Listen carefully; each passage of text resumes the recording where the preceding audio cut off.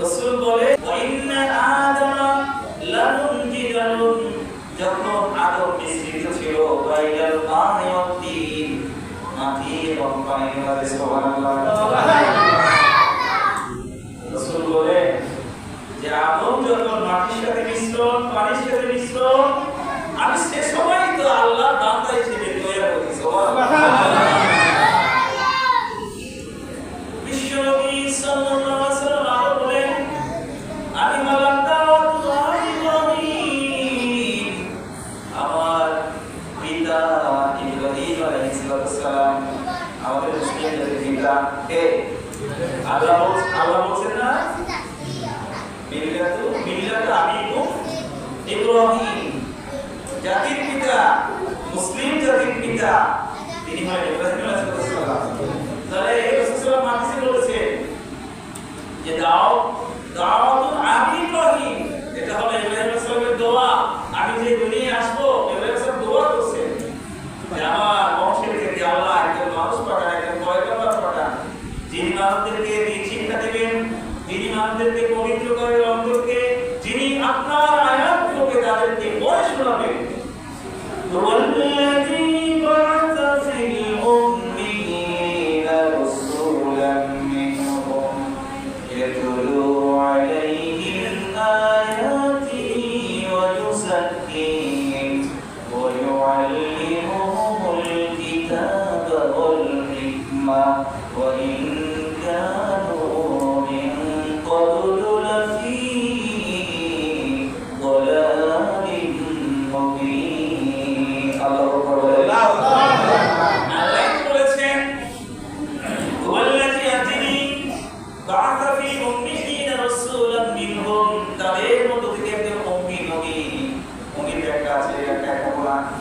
তাদের মধ্যে থেকে একজন মুক্তি নবী পাঠিয়েছেন, মিনহুম ইয়াতলু আলাইহিম আয়াতিহি, যিনি আল্লাহর নিদর্শনগুলোকে তেলাওয়াত করবেন, কোরআন তেলাওয়াত করে শোনাবেন।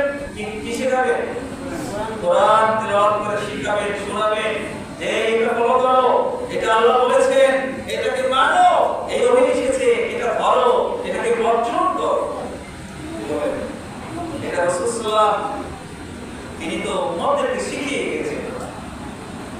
ইয়াতলু আলাইহিম আয়াতিহি ওয়া ইউযাক্কিহিম ওয়া ইউআল্লিমুহুমুল কিতাবা ওয়াল হিকমা।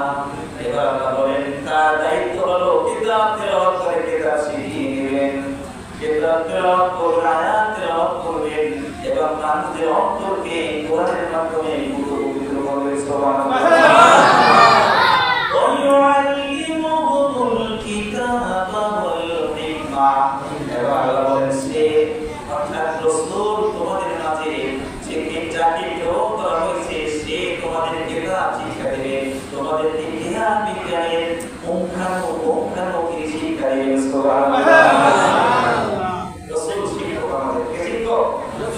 বিশ্বব্যাপী শিক্ষক আমাদের জন্য, তিনি কারোর কাছে যায় না শেখার জন্য।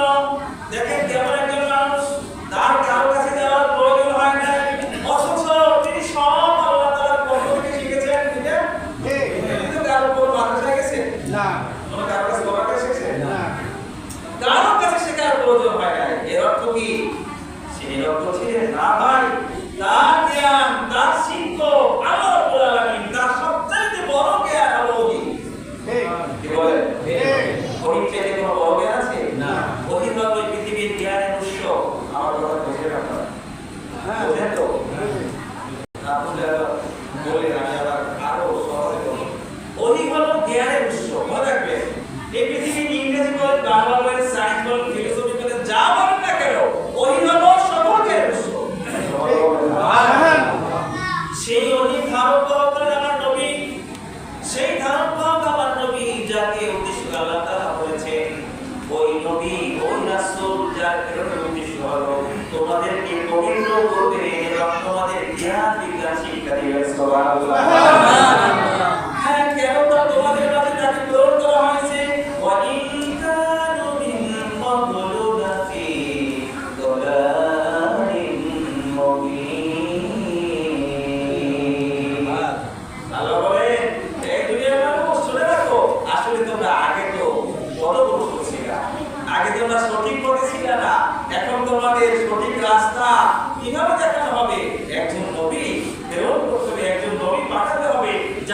ফেরাউনের পালা, যাকে দুনিয়ায় তৈরি করার জন্য আমি অনেক আগে থেকেই একটা জায়গা প্রস্তুত করেছিলাম, একটা ওয়ে প্রস্তুত করেছিলাম, একটা মাধ্যম প্রস্তুত করেছিলাম। সেই মাধ্যমটা হলো আব্দুল্লাহ এবং আমিনা। বিশ্বনবী আরবের মুখ থেকে অন্ধকারকে দূরীভূত করার জন্য, অন্ধকারকে দূরে ঠেলে দেওয়ার জন্য তার আগমন হয়েছে। তিনি মানুষদেরকে পথ দেখাবেন, ঈমানের পথ। কিসের পথ? ন্যায়ের পথ। কোনটার মধ্যে ন্যায় আছে? অন্যায় থেকে দূরে সরে যাও, ঠিক না? সারা জীবন, সারাটা সময় ছোট্টবেলা থেকে একেবারে শিশুকাল থেকে মানুষের মাঝে ন্যায় মানে ইনসাফটাকে শিক্ষা দিয়েছেন। নাকি শুধুমাত্র নবী হয়েছেন ওই যে 40 বছর থেকে, সেই সময় থেকে তিনি শিখেছেন? না ভাই, বুঝতে হবে, জানতে হবে।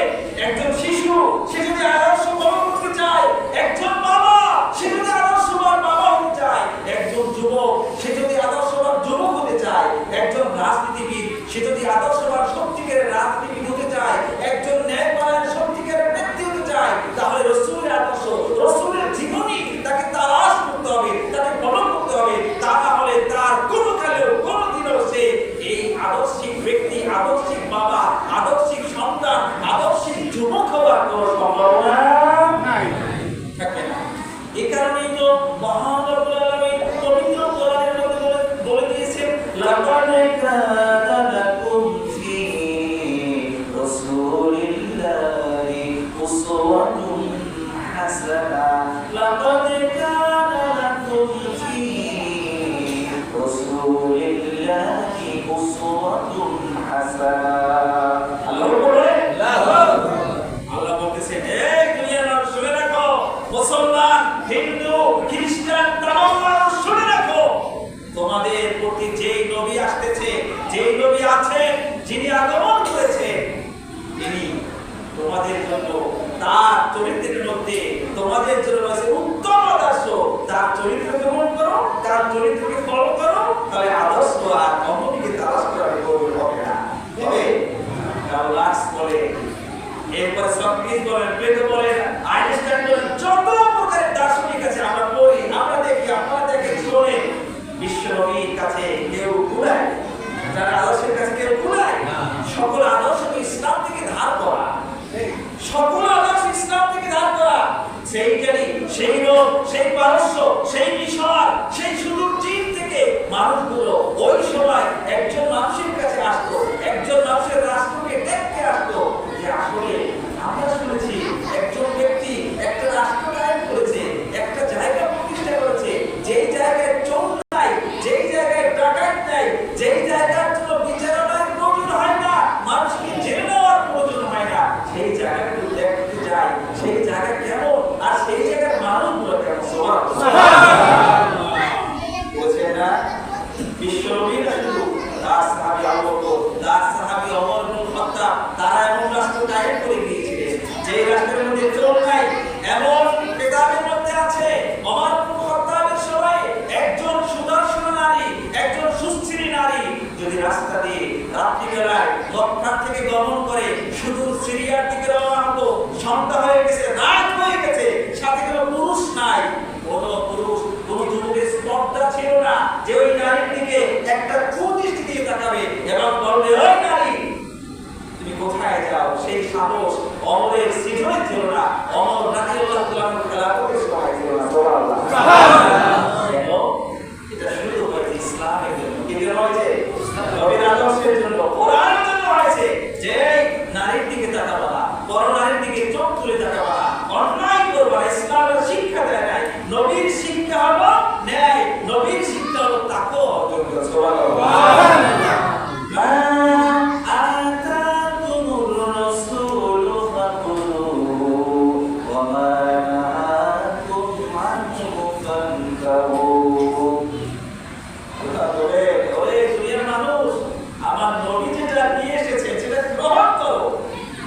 তোমাদের রাসূল যেটা নিয়ে এসেছে তোমাদের কাছে ওইটা ধরো, তোমাদেরকে যেটা নিষেধ করছে এটাকে তোমরা ছেড়ে দাও, আল্লাহু বিয়াহু, এটাকে ধরো না।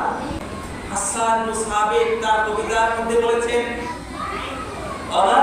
আহসানু মিনকা লাম তারা কত্তু আইন, পৃথিবীর কোন চোখ নাই যে আপনার মতো সুন্দর এক ব্যক্তি কেউ দেখেছে। সুবহানাল্লাহ।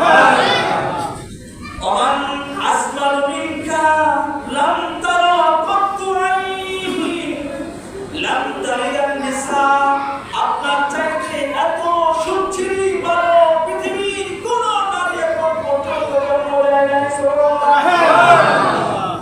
সাহাবায়ে কেরাম বলছেন যে বিশ্বনবীকে আমাদের তালাশ করার প্রয়োজন কত আছে। বিশ্বনবীকে আমাদের তালাশ করার প্রয়োজন, কেন তালাশ করার প্রয়োজন হতো না? আমরা বুঝতাম যে নবী ওখানে আছে, কারণ সে দূরে থাকতো, আমরা গ্রাম করতাম। দূরে আছে, সাহাবায়ে কেরাম বুঝতেন যে নবী ওখানে আছে, তার একটা সুগ্রাম। সাহাবায়ে কেরাম বুঝতে পারতেন যে নবী এখানে নাই, ওই দূরে আছে। সুবহানাল্লাহ। বিনা দরখাস্তে বিনা দামাতে আমরা সেই নবীর উম্মত হয়েছি। সুবহানাল্লাহ। নবী করিম সাল্লাল্লাহু আলাইহি ওয়াসাল্লাম আগমন করেছেন, তার চেহারা মোবারক ফুরফুরে একটা সন্তান। পৃথিবীর মুখে আগমন করার সঙ্গে সঙ্গে সিজদায় উঠে বললেন সুবহানাল্লাহ।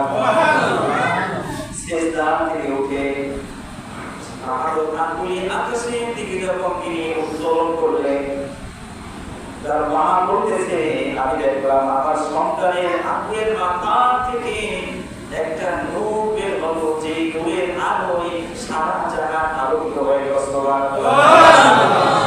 শুনেছেন যে রাসূল সাল্লামের জন্মের সময় ওই যে সিরিয়ার রাজপ্রাসাদ দেখা গেছে আলোর ঝলকানিতে, তার আঙ্গুলের আলোর ঝলকানিতে দূরে রাজপ্রাসাদ সিরিয়া 1200 থেকে 2000